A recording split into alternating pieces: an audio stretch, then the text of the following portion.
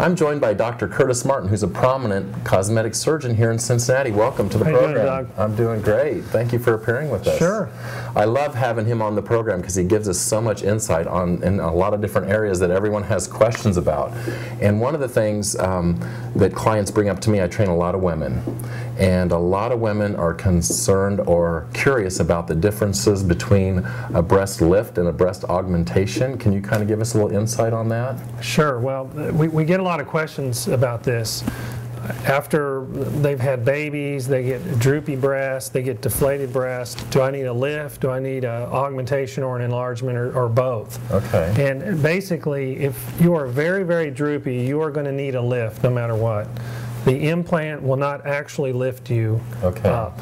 It does a little, but you know, if you have a lot of what we call ptosis or droopiness, you're going to need a lift. So what we do is, if you don't want to be any bigger, you can just get a lift, and that's going to lift the nipple up, take all that extra skin, and make everything look very nice and youthful. Okay. If you want to be bigger, then we do a lift and we put implants in. Okay. And then you're going to be a lot bigger. Now you get a lot better result doing the lift with the augmentation, as you can imagine. Okay. So you get a very, very nice aesthetic result.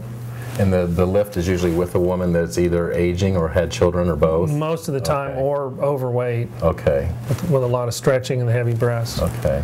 Because I've had a lot of clients that are considerably overweight, they lose a ton of weight, and then they complain of the dropping breasts. So.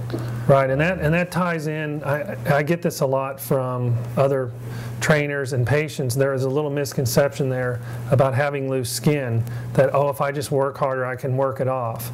And that's just not true. If you have loose skin under your arms, your breast, your thighs, your stomach, you're going to have to do some sort of surgical procedure to tighten that up.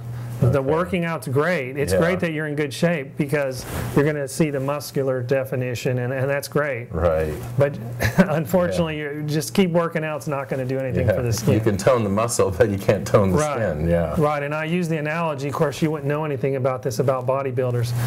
We have bodybuilders as clients, and they look incredible, and they still have loose skin that just will not tighten up. So occasionally you have to do little tweaks and tightenings. Okay. And so no potions, lotions, or creams that are going to solve that problem. Okay. No, that would be great. Yeah, it certainly would. I think so. Okay. So if you could develop something like that, it would be fantastic. It's let me in on it. Fitness that'll do that. But, that's right. I mean, a lot of the loose skin that I hear from women is right here. They talk about that tricep area, and I guess there's a surgical procedure to.